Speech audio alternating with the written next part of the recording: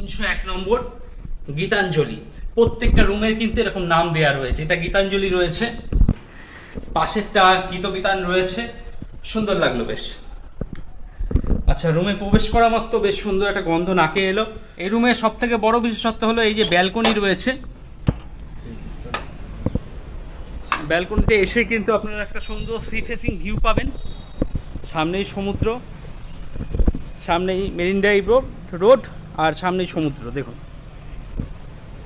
আপনারা যখন খুশি চেয়ার নিয়ে আসবেন, এখানে বসবেন, দীর্ঘক্ষণ সমুদ্র কিন্তু খুব সুন্দর এনজয় করতে পারবেন এখান থেকে।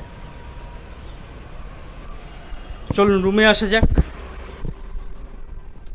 দাদা, বেড যা আছে কতজন এলাও করো তোমরা? ডবল বেড, মানে তিনজন হলে একটা ম্যাট্রেস নিতে ও হবে। এক্সট্রা ম্যাট্রেস, তার জন্য আলাদা পয়সা লাগবে। আলাদা পয়সা লাগবে। আচ্ছা, তাছাড়া যা বেড আছে, স্বামী স্ত্রী একটা ছোট বাচ্চা নিয়ে আপনারা থাকতে পারবেন। এদিকে আমি এসি দেখতে পাচ্ছি, বাচ্চা থাকতে পারবে। এদিকে এসি দেখতে পাচ্ছি, ফ্যান রয়েছে। তাছাড়া হোটেল কর্তৃপক্ষ টাওয়েল দিয়ে দিয়েছেন, সাবান শ্যাম্পু দিয়ে দিয়েছেন, এবং একটা ছোট ব্ল্যাঙ্কেট দিয়ে দিয়েছেন ওনারা। তাছাড়া বেড সাইড টেবিল আছে, মোবাইল ফোন ওখান থেকে চার্জ করে নিতে পারবেন। তাছাড়া রুমের মধ্যে একটা টেবিল দেখছি, চেয়ার রয়েছে, একটা ছোট সোফাও দেওয়া রয়েছে।